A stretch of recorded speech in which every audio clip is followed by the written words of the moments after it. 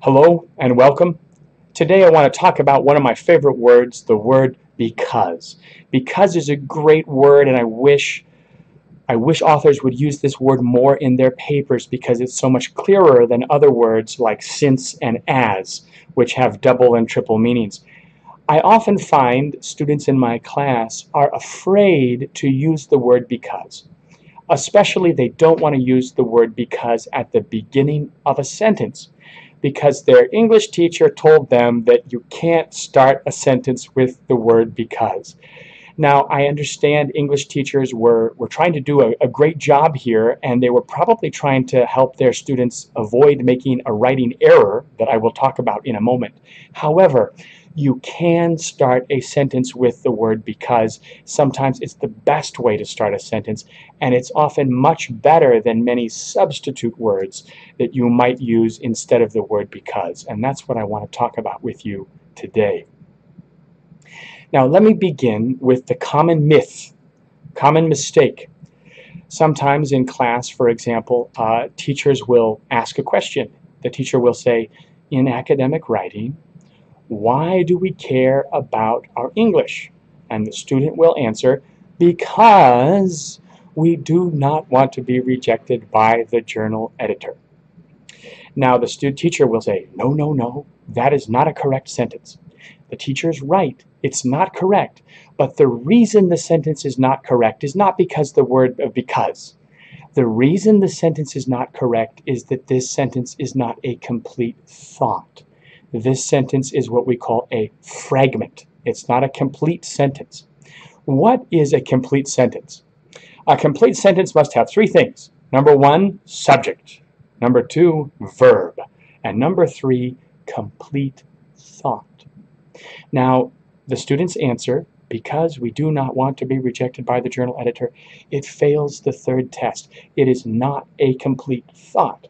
And for that reason, it's not a complete sentence. And for that reason, you should not write that sentence. But the word because is fine. We can use it if the thought is complete. And I'm going to show you how in my upcoming slides. Here's a better answer. We care about English because we do not want to be rejected by the journal editor. Now, this is a complete thought. The word because is there, and we all understand that's fine. It has a subject, a verb, and a complete thought. Rather than telling our students to not use the word because at the beginning of the sentence, better for teachers to tell students to just finish their thought. Here's an example. Why do we care about our English? Answer, because we do not want to be rejected by the journal editor. Teacher, finish the thought. Because we do not want to be rejected by the journal editor. What? And then the student says, because we do not want to be rejected by the journal editor, we care about our English. That's a complete thought. Yes, exactly.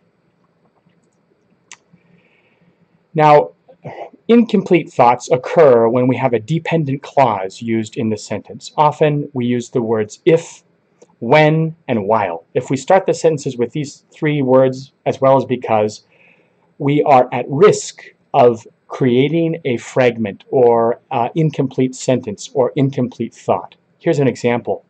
Because I don't like cho tofu, okay, or stinky tofu. That's not a complete sentence because it's not a complete thought.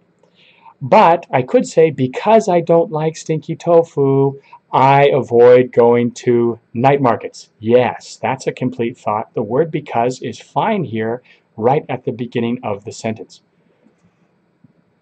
Here is another example. I avoid going to night markets because I don't like stinky tofu, or because I don't like stinky tofu, I avoid going to night markets. 都可以. You can see how reversing the order of the word because doesn't change the grammatical correctness of this sentence.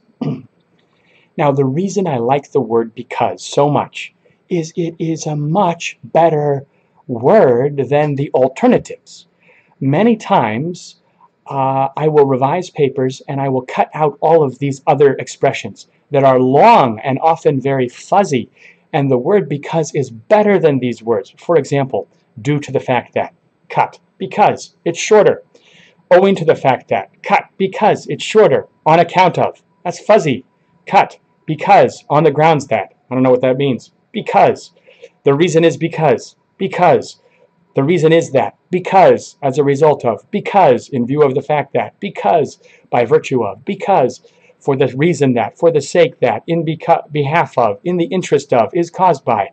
All of these wordy extra phrases also are a little unclear, and your reader may not even understand what you're trying to say. But if you replace those with the simple word because, you save space, you save time, your editor and reviewer will live longer and live happily. You will probably get published more easily. Another thing is, the word because is clearer than these other words that I often see. Due to, since, double meaning. As, triple meaning. Being, considering, seeing, thanks to, over, owing to, in that. All of these are very unclear, and it's far better, rather than start your sentence with these words, just start your sentence with the word because. Well, thank you for joining us. For more information, I would encourage you to visit my blog, editing.tw/blog, blog. I have a lot of articles on how Taiwanese scholars can publish better in international journals. I also have an editing and translation scholars service. We have native English-speaking editors who revise research papers in their domain, and we're very good at preparing Taiwanese research papers to publish.